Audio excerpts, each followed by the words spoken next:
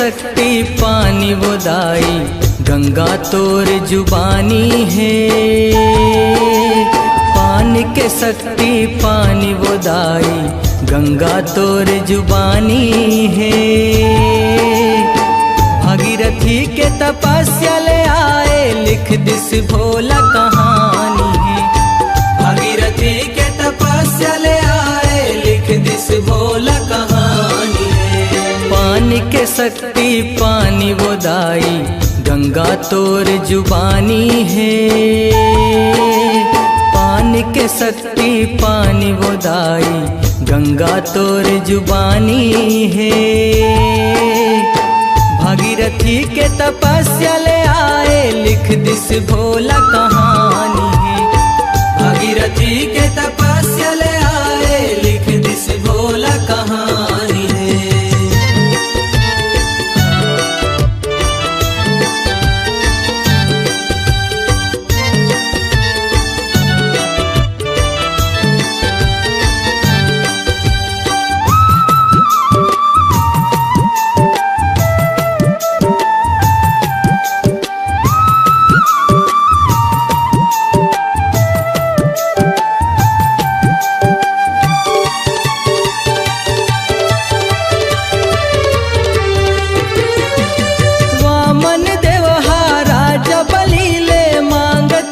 वरदान 3-5 के जगह मोला दे दे, धरती महो बे महान।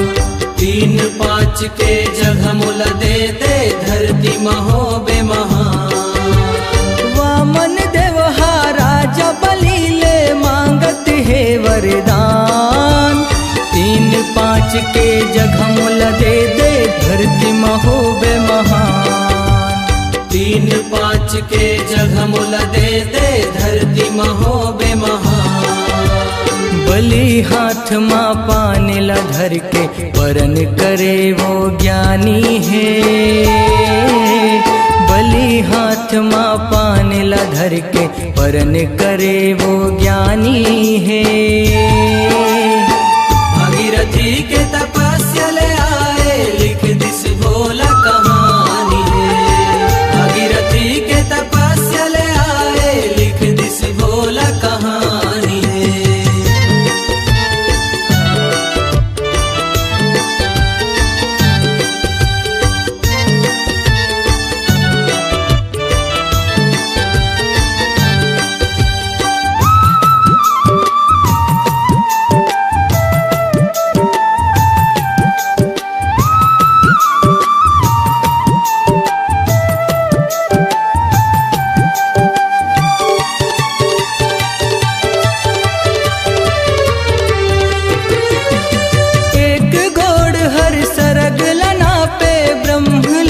तक जाय दूसर ल ब्रह्मा चिन्ह डारिस है, भाग अपन सहुराय।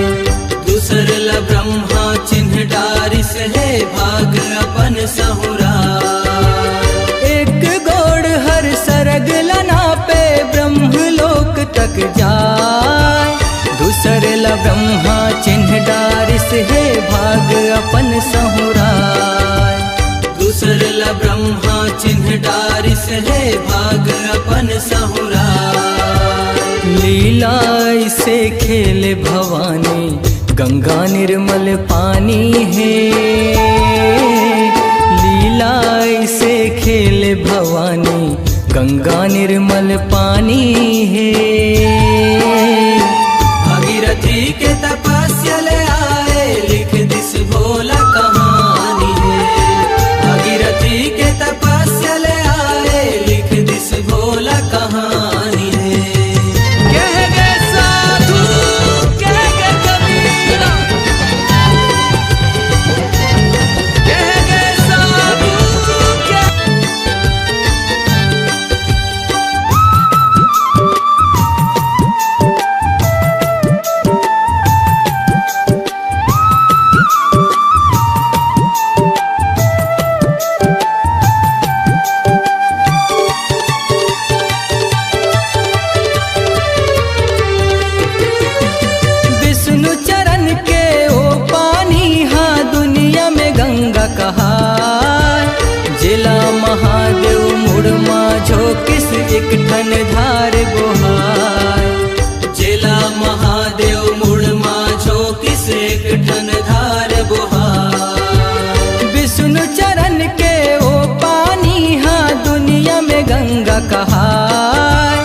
चेला महादेव मुड़ माझो किस एक ठन धार बोहार। चेला महादेव मुड़ माझो किस एक ठन धार बोहार।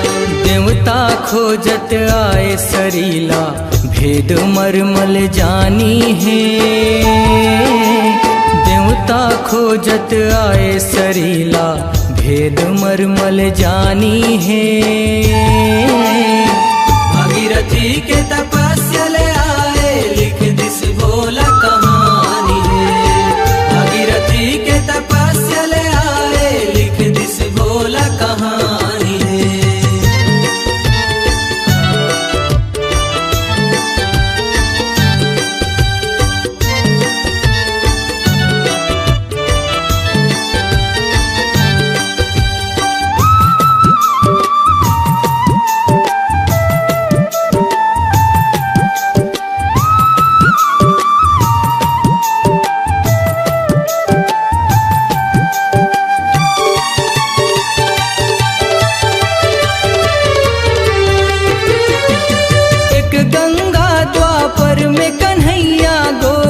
अपन बुहार रास रचे के समय मगोपी मन के पियास बुताए। रास रचे के समय मगोपी मन के पियास बुताए। एक गंगा द्वापर में कन्हैया गोड़ ले अपन बुहार। रास रचे के समय मगोपी मन के पियास बुताए। रास रचे के समय मगोपी मन के पियास बुताए। कांति तीर्थ कहाँ तक गाए कतका ताम गिनानी है। कांति तीर्थ कहाँ तक गाए कतका ताम गिनानी है। भागीरथी के तपस्या ले आए लिख दिस भोला कहानी है। भागीरथी के तपस्या ले आए लिख दिस भोला कहानी है। पानी के शक्ति पानी वो दाई गंगा तोर जुबानी है। पानी के शक्ति पानी वो दाई गंगा तोर जुबानी है। भागीरथी के तपस्या ले आए लिख दिस भोला कहानी है। भागीरथी के तपस्या ले आए लिख दिस भोला कहानी है। भागीरथी के तपस्या ले आए लिख दिस भोला कहानी है। भागीरथी के तपस्या ले आए लिख दिस भोला कहानी है। भागीरथी